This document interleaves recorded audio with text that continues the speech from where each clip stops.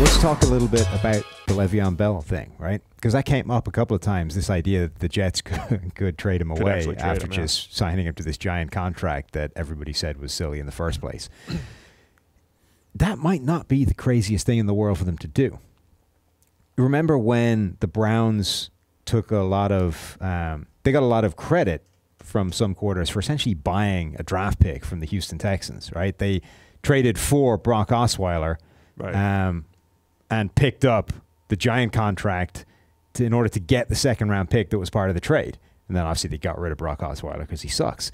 And it was essentially just buying a draft pick.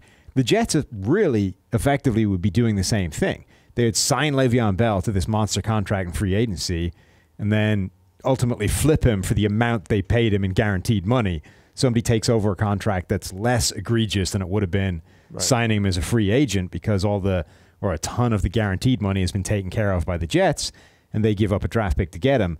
So the Jets essentially would be doing the same trick. It's like a different methodology, but they'd be buying a draft pick by expending a ton of guaranteed money on a guy that they could get rid of. I would explore this strategy further in general.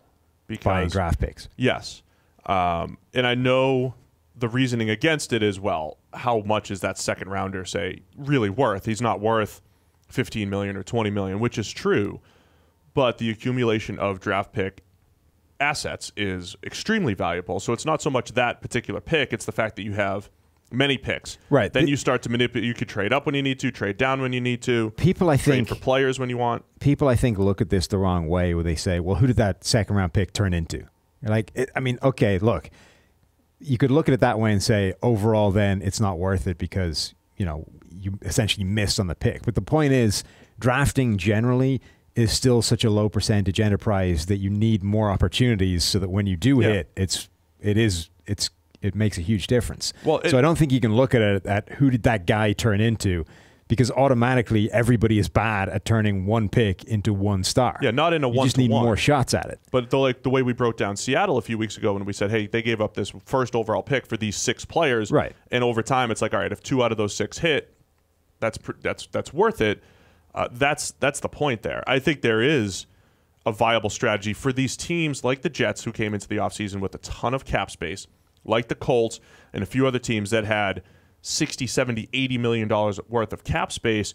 If there are not players to spend that money on, how do you spend it? Do you spend money and then manipulate the system to pick up draft picks? I think it's absolutely something teams should explore, and I will as the Jets general manager.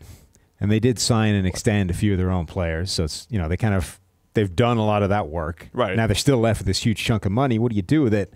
Buying a draft pick is not a terrible way to spend that money. Think anybody will take C.J. Mosley off my hands too? No. While we're here? No. Particularly if you're the player you're getting rid of, essentially, to buy the draft pick is a running back who, as we've spoken at length, is the most replaceable position in the NFL, because the thing that determines if he's going to be successful is the offensive line, the passing attack, whether defenses are going to go light in the box because you're such a good passing attack. All these things are what is going to determine whether Bell is successful more than Bell is. I spoke at the Cool Clinic the other night. What is the Cool Clinic, Steve? Offensive line clinic without a voice crack. Yeah. Offensive line coaches. Did you speak like that when you gave your My voice didn't crack at all. Okay, perfect. This is my 3rd time as a keynote speaker. The Cool Clinic, offensive line. These guys that are all about finishing and talking schematics left and right. And I had a whole slide that said, "Do running backs matter?" Question mark. And it was appealing to the audience. I was like, I'll have you guys know that your guys do all the work and running backs take all the credit. I think maybe my favorite anecdote about your Cool Clinic experience is, so Paul Alexander was there, right? Yes. The former Bengals and Dallas Cowboys offensive line coach. And what does Paul Alexander call you? Oh, he called me Sam. He had us flipped for probably 5 years as far as names go. I did correct him, though. I had to set the record straight this time around. Yeah, you'd let it go on long enough. And then the highlight every year is getting introduced by Bob Wiley. Oh, yeah. Very famous Bob Wiley. Set hut, the gut moving and all that stuff. So Bob's always excited. They were selling mugs of the Set Hut gut thing. Yeah. I get a point. We'll point people to it. We need to find those. I think it's you just didn't get him. any. He's just on the side. Yeah, there was nobody at the table working the table to sell them. We'll buy some for the office. We need to find them independent of the table now. But Bob's a great guy.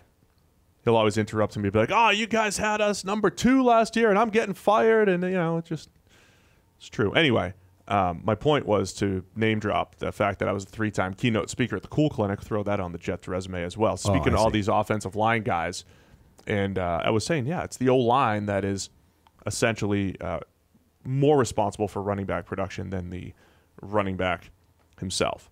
So it's a fascinating discussion with Le'Veon Bell, what the Jets want to do. A big part of this rift, if you guys haven't kept up with it, the fact that Adam Gase didn't want to spend a ton of money on Le'Veon Bell, which we think is, which we are in agreement with. He's Adam made Gase. some interesting decisions in the past when it comes to running backs. I mean, they shipped off Jay Ajayi after his sort of breakout where he looked like a phenomenal running back, decided they were legitimately better off without him. He kept Kenyon Drake on the bench, electing instead to plow Frank Gore into the offensive line time and time again. One. Yeah. I mean, they're all interesting decisions he's made with running backs.